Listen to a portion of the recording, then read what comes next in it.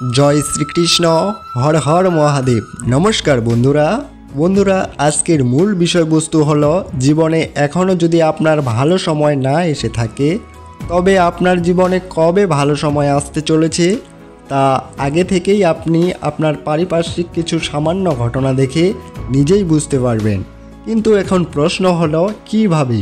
বন্ধুরা, অর্থনৈতিক সমৃদ্ধি, সুখ শান্তি জীবনে আসুক সেটা কে না চায়।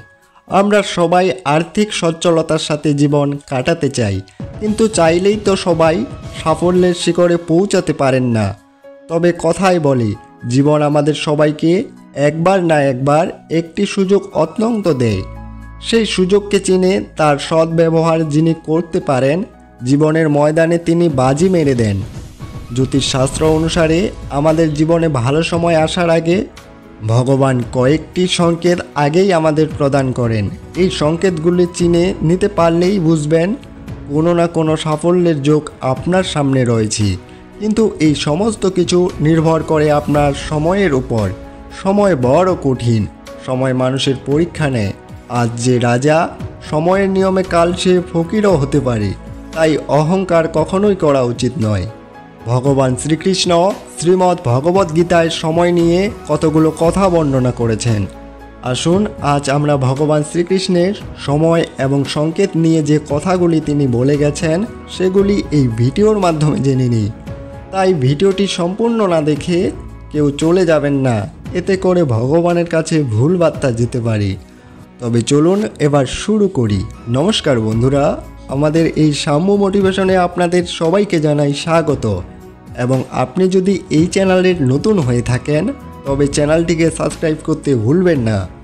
ভগবান শ্রীকৃষ্ণ বলেছেন, একমাত্র সময় ঠিক করে দেয় কোন মানুষের জীবনে সুখ আসবে নাকি দুঃখ, জীবন কেমন কাটবে সেই সংকেতও মানুষ তার কার্য থেকে বুঝতে পারেন। এছাড়াও পশু পাখিদের থেকেও সেই সংকেত অনেক সময় পাওয়া যায়, কিন্তু অজ্ঞতার কারণে সেই সংকেতগুলো বোঝা আমাদের পক্ষে সম্ভব হয়ে ওঠে না। যেমন ব্রহ্ম মুহূর্তে ঘুম ভেঙে যাওয়া, ভোর 3টে থেকে 5টার মধ্যে যদি আপনার ঘুম প্রায়শই ভেঙে যায় তবে বুঝতে হবে যে আপনার জীবনে বড়সড় পরিবর্তন আসতে চলেছে। এর ফলে বুঝবেন আপনার জীবন সঠিক পথেই চলছে, শীঘ্রই ভালো কিছু হতে পারে আপনার সঙ্গে। এই প্রসঙ্গে শ্রীমদ্ ভগবদ্গীতায় লেখা রয়েছে যে একবার নারদ মুনি ভগবান বিষ্ণুর সঙ্গে দেখা করতে বৈকুণ্ঠ ধামে গিয়েছিলেন। সেখানে নারদ মুনি ভগবান বিষ্ণুকে জিজ্ঞাসা করেছিলেন, মানুষের জীবনে সুখ বা দুঃখ আগমনের ইঙ্গিত কিভাবে বোঝা যাবে?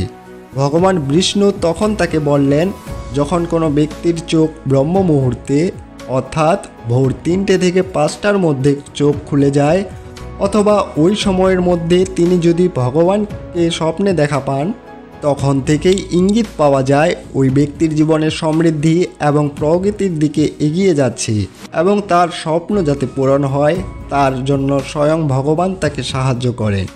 এছাড়াও মনে রাখবেন, কোনো ব্যক্তি পুজো করার সময় ঠাকুরের কাছে ফুল নিবেদন করলে যদি সেই ফুলটি মাটিতে পড়ে যায় তখন বুঝতে হবে সেই ব্যক্তিটিকে ঈশ্বর আশীর্বাদ করেছেন।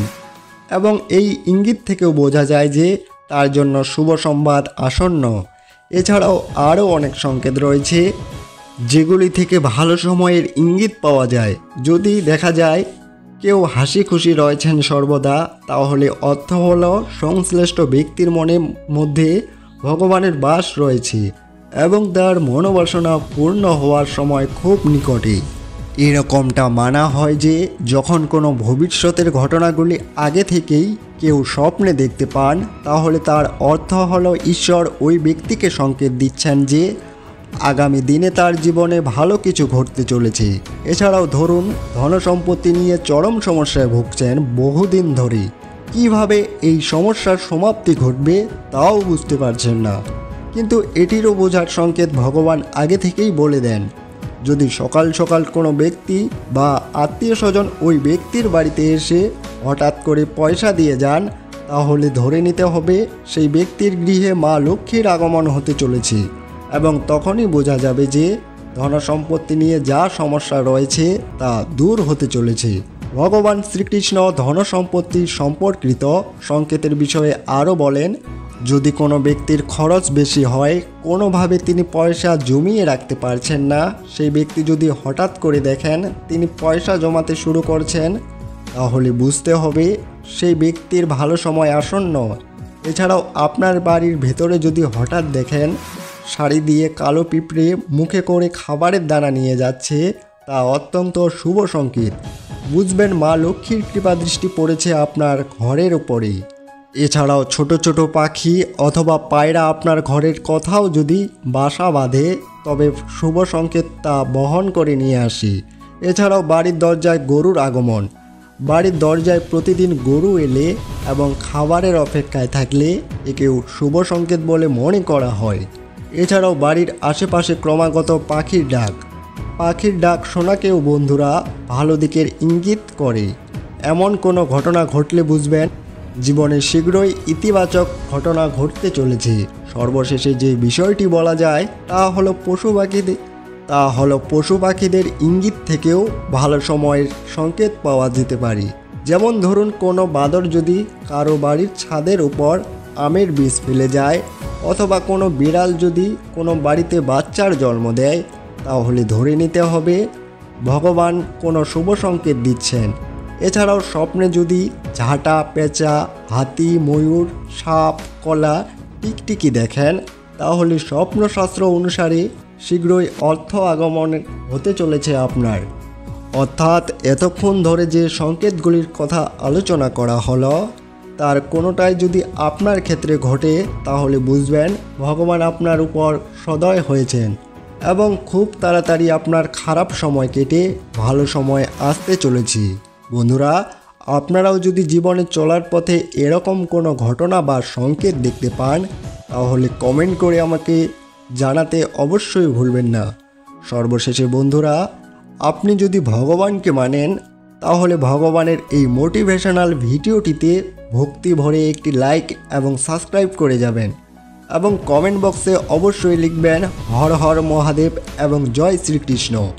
এর সাথে ভগবান যেন আপনার এবং আপনার পরিবারের উপর সদা সর্বদা তার কৃপা দৃষ্টি বজায় রাখেন, তার জন্য বিশেষ মিনতি ও প্রার্থনা করছি। তো বন্ধুরা, আজকের এই ভিডিওটি আপনাদের কেমন লাগলো সেটা অবশ্যই কমেন্ট করে জানাবেন। আজকের মতো এখানেই শেষ করছি। সকলে ভালো থাকুন, সুস্থ থাকুন। দেখা হবে আগামীকাল পরের অন্য একটি ভিডিওতে। ততক্ষণের জন্য নমস্কার। জয় শ্রীকৃষ্ণ। রাধে রাধে।